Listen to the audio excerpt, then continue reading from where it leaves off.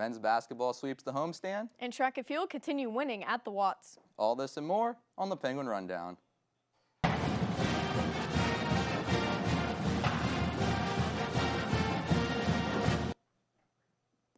Welcome everyone to the Penguin Rundown. Kyle Willis here alongside Katie, Rogers, Vidala. Yep. Katie, the men's basketball team swept the homestand, being able to win 2 games at home before going on this road trip this week. Definitely big for this team. Yeah, congrats to the men's basketball team. They played great in their homestand, but unfortunately the women also had a homestand against Detroit Mercy, and then they had a really bad Horizon League loss to Oakland. But that is where you're going to get us started. We're going to learn more about those games. The women's basketball team will go into the weekend homestand. The women's basketball team will go into the weekend road trip sour as they ended this past weekend's homestand with a heartbreaking loss. On Friday, the women won big against Detroit Mercy, 78-59. Offensively, the team got multiple players involved as 5 players scored at least 12 points. Senior Lily Ritz, Chelsea Olsen, and Megan Callahan, as well as junior Paige Shy and sophomore Malia Magestro, all scored in double figures. Olsen was a rebound shy of a triple-double as she finished with 12 points, 10 assists, and 9 rebounds. Defensively as a team, it held the Titans to 38% from the field and 26% from beyond the arc. The team was also able to force 20 turnovers. Here's what Olsen had to say about her performance on Friday. They told me when I came out, yeah. I knew I was close, but we kept making them, so, I mean, which is good. This sounds bad, but sometimes I'd rather be, like, far away from it than, miss it by 1 rebound. But, I mean, still a good number, still helps our team. In the last game of the homestand, the team was defeated by 4 points in comeback fashion to Oakland, 56-52. The Penguins entered halftime with the lead, but fell apart in the fourth quarter, being outscored 20-10. Ritz recorded her 8th double-double of the season with 15 points and 14 rebounds, while Olsen and Shy helped the offense with 14 and 13 points. It was an off night for the Penguins as they struggled from the floor, shooting 36% overall and only 17% from long range. The team also had 16 turnovers, 7 coming in the fourth quarter. The women now sit at 8-3 on the year and 12-2 in conference play. Here's what Coach Barnes had to say about the performance on Sunday. We missed a ton of open shots. I felt like it just wasn't our day. We had open threes all day that we went 5 for 29. I mean, we had open layups all day. I think sometimes you have those days in which you're boxing out, your hustle plays, the rebounding, that's got to pull you through, and that also failed down the stretch. The women will be back in action this weekend in Wisconsin as they take on Green Bay tomorrow at 8 and Milwaukee Saturday at 2 p.m. Catch these games on 570 WKBN or ESPN+. As for the men's side, the team had a great bounce-back weekend after heartbreaking losses from the last weekend. The team swept the state of Wisconsin with victories over Green Bay and Milwaukee. On Thursday night, the Penguins beat Green Bay with their defensive performance of the season. YSU held Green Bay to just 50 points and a 38 field goal percentage. The Penguins also had 4 starters in double digits, but Dwayne Cohill led the way with 18 points, shooting 50% from the field. Youngstown State controlled the ball game from start to finish and knocked off Green Bay 63-50. Here's what head coach Jared Calhoun had to say following the win. To hold a team to 50 inside your building, give our guys a lot of credit. I thought Will Dunn was good again tonight, giving us good minutes. Some of our bench guys, I thought Dwayne did a really good job of closing the game. We had some lulls in there. We just couldn't put them away. YSU continued the momentum into Saturday's game versus Milwaukee as the Gwins dominated Milwaukee in an 86-72 victory. Milwaukee was without 5-star recruit Patrick Baldwin Jr., and the Penguins took advantage to knock off Milwaukee for the second time this season. Michael Akuche went off, scoring a career-high 33 points while knocking down a career-high 6 threes and grabbing 8 rebounds also. Akuche talked about his career night on Saturday. Just confident. I know my teams, Coach Cal, Garrett, everybody, Coach Faulkner, everybody has a whole lot of confidence in me. They tell me to shoot a lot of times when I don't feel like shooting, so I think them just reiterating how much confidence they have in me, that helps me out tremendously, more than they know. On top of his career night on Saturday, he was also able to score his 1,000th career point. Our crew talked to the star forward about his success this season, along with surpassing 1,000 career points.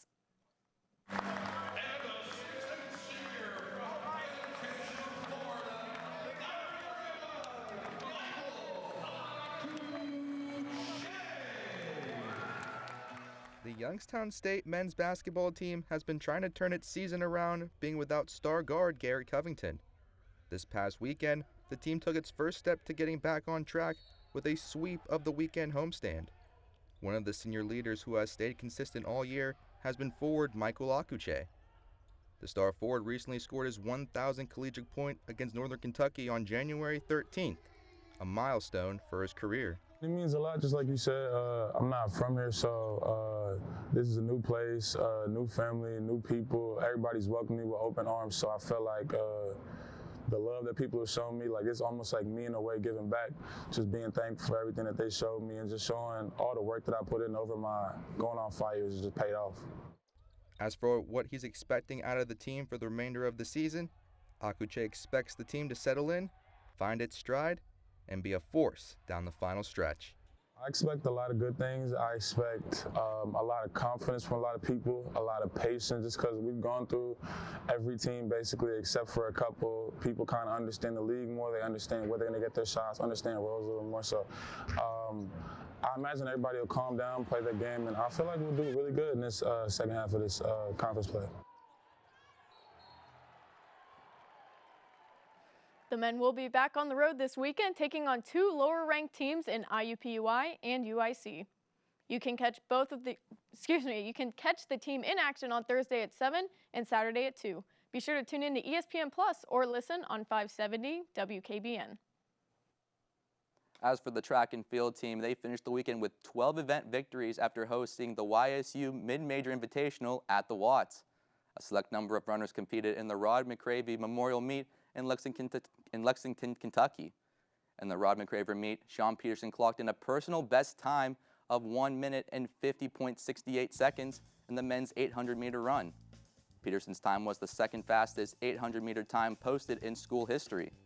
Another top finish from the event was from Anthony Woods, who clocked in a time of 6.64 in the 60-meter dash to earn the runner-up finish in the event. The team also had some top finishers in the events at YSU. Madison Murray paced the women's 60-meter hurdles with a time of 8.75 to take first place. Nicole Squattrito placed second in the 1-mile run with a new YSU Mid-Major Invitational meet record in the women's mile run. And on the field side, Taryn Taylor recorded his first event victory of the season after clearing a 2.03-meter bar in the men's high jump. The Penguins take the weekend by storm and look to continue the success next weekend at a pair of weekend meets. The Penguins will compete in the Grand Valley State Snowdown Showdown and the Akron Invitational on Friday, February 4th. And now with more on the track and field team, let's send it over to Caleb and Andrew at the roundtable. Thank you very much. Well, welcome to the roundtable. I'm Caleb Ellison. Joining me today is Andrew Peterson. And Andrew, last week we were able to talk about our men's and women's basketball programs. But now we're going to change sport to a team that just got off a pretty busy but also pretty successful weekend, our indoor track and field team. At the YSU Mid-Major Invitational, they were able to take home the win in 12 events. So pretty big weekend for the indoor track and field team. Yeah, you know, like you said, they had a very big weekend. A lot of people stepped up for them. One of the people I want to touch on is Anthony Woods, who won his second Horizon League Athlete of the Week. So he was a really big spark for on the men's side. On the women's side, Nicole Squatchiro set a new mid-major invitational record, so she was big on the women's side. So of those 12 wins they got at the Mid-Major Invitational, 4 were in track and then 8 were in field. So that's definitely where their strong suit came in. And part of those field wins came from freshman Victoria Lanice, who won the women's high jump at the meet. And it was her 4th consecutive event win of the events that she's competed in. So she's putting along a great season. And from a freshman, that's definitely a good thing you'd like to see. Yeah, for her, she's been stellar, but so has Wyatt. So has Wyatt Lanek from the men's side. He's been amazing. He's been amazing in the shot put. He's done very well for the men and the field side. Another field athlete I want to put focus on is senior Wyatt Lefker, who came in second place at the Mid-Major Invitational, but he's been a consistent top 3 finisher for as long as he's been at YSU.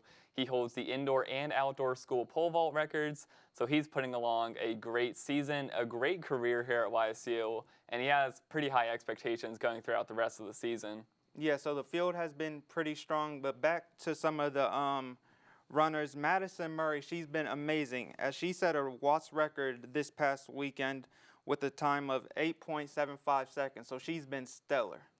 So that's definitely something that the YSU team will look to even out, kind of, 8 field events and then 4 field track wins. They're going to want to even that out. Coming up, they're going to split the squads once again this upcoming weekend. They have a 2-day meet at the Judd Logan Light Giver Open, and then on February 5th, they'll be competing in the Mayo Invitational. So what is YSU going to have to do to kind of even out the track and field wins? YSU is going to have big players on men's and women's side from the track standpoint and the field standpoint step up and really help propel them to getting more individual wins and more team wins. Great input, Andrew, and that is all the time we have here at the Rundown today. I've been Caleb Ellison. I've been Andrew Peterson. Now we're going to send it back to Kyle and Katie. Thanks, Caleb and Drew. Now let's get on to the bowling team, where they had a tough weekend competing against some of the top schools in the country at the PV-AMU Invitational, as a team placed 8th overall following the 3-day event. On the first day, the Penguins faced 5 teams that were ranked above them, but did not come out on top in any of the matches. Their collective 4,979 pins put them in 8th place going into day 2 of the Invitational. Youngstown State did turn things around, though, as they went 3-2 in Saturday's traditional matches. Those wins came from number 15, Fairleigh Dickinson, number 19, Sacred Heart, and Prairie View A&M. Freshman Jade Cote bowled at the top of her game as she earned 215 in all 5 of her individual games. She was just 1 pin behind the second place spot in total pinfalls after day 2 with 1,125. Thanks to the team's 6th best traditional match total and Cote's performance, the Penguins moved up to 6th place entering the last day of competition. Youngstown State only had 1 match slated for day 3, and that was against one of the best teams in the country, the number 3 Nebraska Cornhuskers. The team fought strong but fell short 982 to 925, which put them in 8th place overall in the Invitational. Individually, Cote finished 6th with 1,300 pins and was just 4 pins short of making the all-tournament team. The bowling team will be taking a few weeks off preparing for their next match, the 3-day Midwinter Invitational held in Jonesboro, Arkansas, starting on February 18th. The men's and women's swimming and diving teams had a busy weekend as they hosted Denison University at the Big League then headed to Indianapolis to participate in the Butler Invitational. Denison, whose men's and women's teams are ranked number 2 and number 3, took down the Penguins in both the men's and women's events. The Penguins lost 185 to 104, while the men dealt with similar fate of 180 to 113. For the men, freshman Soma Albert won the 100 and 200 back, while fellow freshman Aleska Radenovic won the 100 and 200 fly. Senior Tess Weisskopf put in a valiant effort as she won both the 1 meter and 3 meter dive with a score of 262.50. Fellow YSU divers followed her as senior Kayla Rasman and freshman Dasha Toth came in 2nd and 3rd. On Sunday at the Butler Invitational, the men scored 423 points while the women had 293. Freshman Fabian Gimes won the 1650 freestyle, while freshman Cody Thill won the 1 meter and 3 meter dives with a score of 233.47 and 204.52. Tess Weisskopf won the 1 meter dive for the 2nd day in a row with a 235.50 score. Dasha Toth won the 3 meter dive with a score of 210.15. Up next for the swimming and diving teams are the Horizon League Swimming and Diving Championships on February 16th through the 19th. The men's tennis team traveled to the East Coast last weekend to play the Delaware Blue Hens, followed by the Navy Midshipmen. It was the first time in program history the Penguins and the Blue Hens faced off, but it was Delaware that took the victory, winning with the final decision of 5-2. Freshman Clement Mainguy won 2 matches of the day, winning in doubles with freshman Nathan Favier 7-5. Mainguy then went to win a singles match 6-3 and 7-6. The following morning against Navy, YSU made it close but ultimately lost with the final decision of 4-3. The team of Main Guy and Clement picked up another doubles victory, and they both also went on to win singles matches that same day. Freshman Harry Fowles also won a singles match 7-6 and then 6-3. The men's tennis team will be back in action this weekend on Friday night when they travel to Dayton to face the Flyers, and then on Saturday night they will play the Xavier Mountaineers. Let's now send it to John Ostapowicz, where he has this week's Penguin Player of the Week. Thanks, guys. Welcome back, Penguin Nation. I'm John Ostapowicz with your Penguin Player of the Week. This week's Player of the Week is none other than Michael Akuche for the Youngstown State University men's basketball team. Akuche is coming off a career-high weekend scoring of 33 points to go along with 8 rebounds while shooting 58% from the field. Akuche was dominant this weekend against Green Bay and Milwaukee.